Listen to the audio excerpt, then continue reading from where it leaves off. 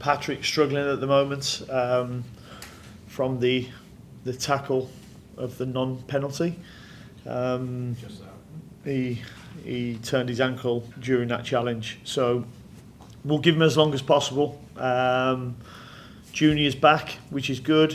Yere's back also in training and in contention, so we've got a couple of players coming back as well at the same time.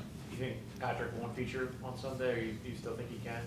It's going to be tough for him to feature, but we'll see how it goes. I mean, listen, 24 hours, 48 hours is a long time. So at this moment in time, there's too much bruising around his ankle, but we'll see. We'll get TK's healing hands and Kareen's healing hands, and hopefully, they can get him on the pitch. How encouraged were you by what you saw at Ben, not just from the productivity, but also how he recovered? Yeah, I was pleased with what I saw when he came on, but it didn't surprise me. He's that type of player. He makes good forward runs, good deep runs. He had a good chance on his left foot. You probably feel he could have done a little bit better. The goalkeeper goes down quite early, but you've got to be there to make that run. He made another run just later, and I felt it was handball on the edge of the box, but it wasn't given, and then he gets rewarded with his goal as well. So, 15-20 minutes he comes on and he gets 3 shots away, and pleasing. I know that with Leo you went from that 10 to 15 minute range to starting him in the next game. I know you had said you want to kind of take things slower with Ben. Is it ambitious to think he's intention to start, or do you think that you want to get a longer run out of him in the second? No, that's ambitious. He's still played 15 minutes in 7 months. So he will feel, because of how he's training, that he's ready. But I think only over the last week he's actually stopped thinking about his knee and just thought about his football. So it's been a long process to get where we are with him, and what I don't want to do is go backwards at any step. So my experience is telling me that it is a softly approach rather than throw him into a game. What will come to mind when you think about the 5-game clean sheet streak that makes you proud of what you had and the way that you guys played, and what can you bottle up to take with you as you go forward? Well, we have to restart that. I mean, I think I look at the game on Wednesday against Red Bull, and the goals were preventable. And because they were preventable, it's not such a hard fix. One's a free kick on the edge of the box. It goes through the middle where Cali sets his wall, and he'll probably feel he could do better with that. But he's been one of our better performers. He's allowed, not quite a mistake, but one to get through now and again. And again, Melanda for the second goal makes a mistake. Again, he's been, very, very good. So, their mistakes came in one game, and I don't think they scored the third goal if it's 0-0. I just felt that the 2 goals in quick succession probably hurt us mentally a little bit. But saying that, at 0-0, we had a spell. I was more angry about the spell just after half time, 47 to 55, I think it was, where they had 3 good chances. The lad come off the line twice, and one he put wide, probably should have done better. One into Cali's hands, and Forsberg cut in and made Cali make a good save. After that, we were the main aggressors and should have taken our chances, because we've had some outstanding chances. Does there, I guess, again, you didn't get the reward of the result, but is there at least a sense that, hey, you got some reward with the goal at the end, and does that maybe spur a little confidence in the guys? I think it will do. It would have been difficult to come away from there without a goal, with the chances we created. Patrick has created a number himself. He was so unlucky, where he's hit the post. Leo Labardo, the keeper's made a good save. We should have had a penalty. There's another chance where Kerwin could have hit it first time. That was at 0-0. There was a chance for Tiger. He's made a really good deep run. Westie's found him in behind. And if his touch is better, then he probably scores. There's one where Patrick robbed the goalkeeper, and if he makes a better decision and passes to Kerwin, then we've got another shot on goal. So, you know, I think it's the most problems we've caused as an opposition. You know, for the last 5, 6, 7 games. So I was more pleased with the performance. What do you know about Atlanta? John. What do you know about Atlanta? Oh, sorry, I thought you said Lennon. Sorry, I spoke too quickly. Yeah, you are. People misinterpret me as well, so don't worry. But yeah, no. Listen, we watched their game the other day during our lightning break. You know, and they had a great result against Miami. Played a 5. I don't expect them to play a 5 against us. But they've got good players. They've got a good structure. They just haven't been getting results. So, you know, hopefully for us that Miami game was a one-off, but it'll certainly fill them with confidence. Cool. All right, Steve. Yeah, actually, I do want to hear what you have to say about John Lennon, but great musician. and such. With Jamie playing in both in South Carolina and up in the Triangle, you know, you may have learned some about like the rivalries, you know, within North Carolina and such like that. And as MLS is, you know, trying to enhance that kind of competition between clubs as well, they've kind of included Charlotte and Atlanta and Nashville, which Charlotte's never really competed with Nashville on other levels. But with Atlanta, it's almost like a younger sibling type relationship. Atlanta was big. They got they had the NFL, they had the NBA, they have Major League Baseball. Charlotte then later got those things, and now there's not so much an envy on things, but now it's more an even sibling rivalry on football, basketball levels, and now with Major League Soccer. Does that anything of the rivalry between Atlanta and Charlotte as cities? Is that anything that's been on your radar or, you know, prior to this? It hasn't. It's funny, we were just talking about it in the coaches' room. I think a local derby in England, certainly. I think Norwich, Ipswich is probably the biggest or the furthest. I think it's something like 64 miles, and I think this one's 229 miles. Yeah, in England it could be neighbourhoods. Yeah, exactly. Yeah. So yeah, it is different to me. You know, I suppose George would have got the Masters. We've got the Wells Fargo, haven't we, in golf terms as well. Not exactly even, but no, well, not even at all when you talk about the Masters. I've been there, so yeah, I don't see as much of a rivalry, and I don't think our players will. But I know that some of our supporters certainly will do.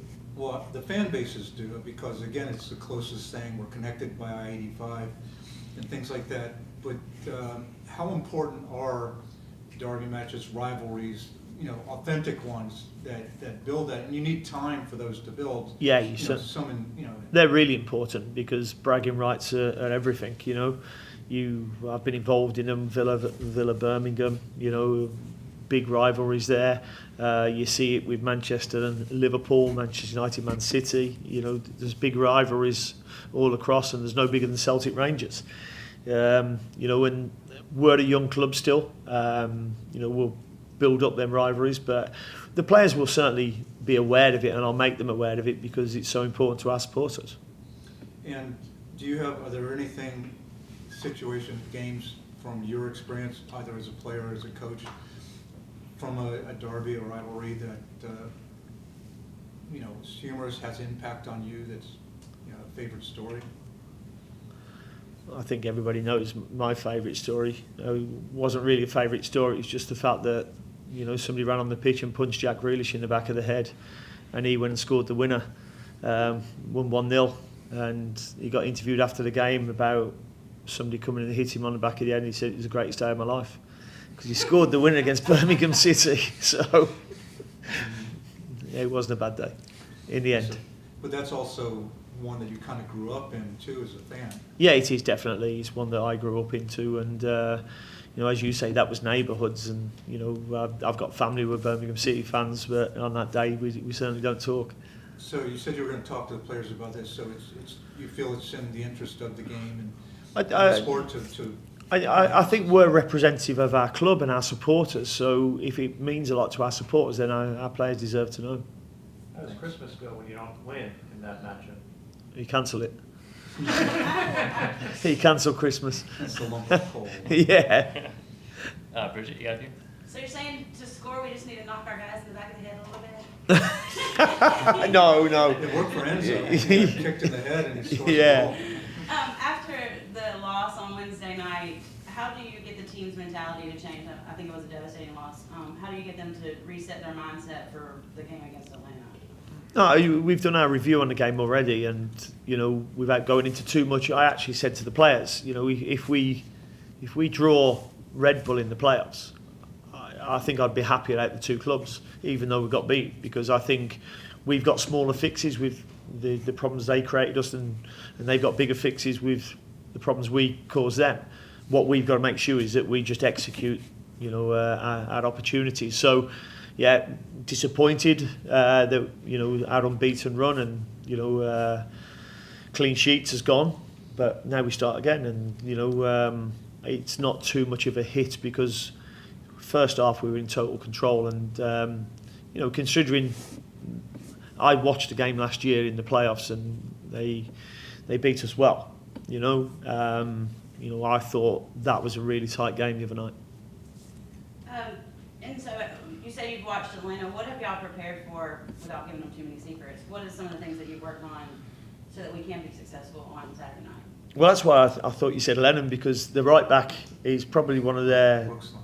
Yeah, he's probably one of the most productive players for them. Gets lots of balls into the penalty box, so we've got to make sure that we're aware of that and defend that.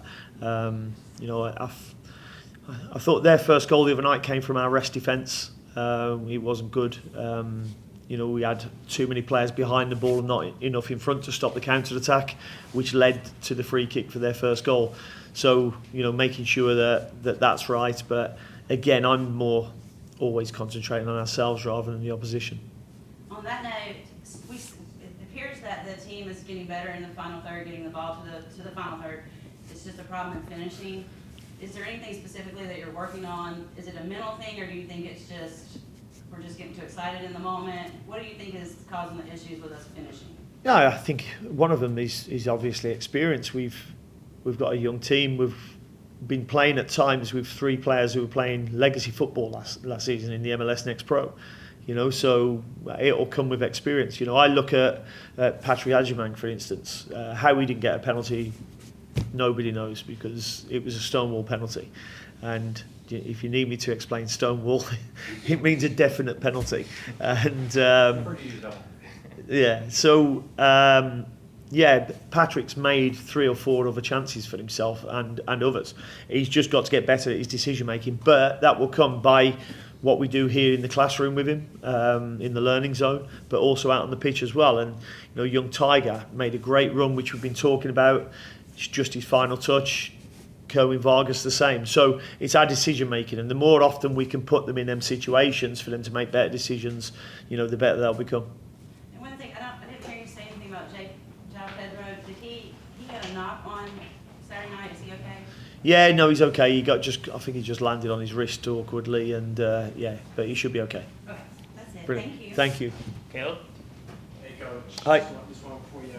There's apparently a rumor 2,000 fans traveling to this game in Atlanta. How's that going to help you all in this trip? Because there's not many fans that travel there, often. So it'd be great to see them. I mean, to be fair, we've had fans all over.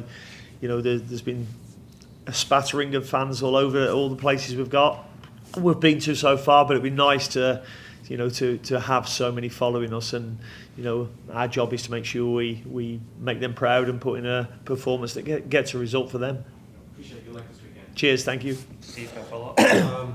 Regarding Patrick, and I thought his game was much improved over previous ones, like especially LA, where they were double marking him, and Philly and stuff, because he created a lot of stuff in his connection with Liel, both receiving and getting it to him, worked very well and created. There were more dangerous opportunities for Charlotte in this game than in others. Yeah. Finishing them, that's another thing. But I thought the opportunities were there, and I thought Patrick was far more effective in this game than he'd been in the past two. Yeah, Patrick's growing all the time. We're way away from getting the end product with him. There's a lot of growth to come still, but we're really excited by what we're seeing so far. And like when he went down the first time and they gave him the yellow for simulation, which was just bollocks. I mean, because you can go down without it being a foul.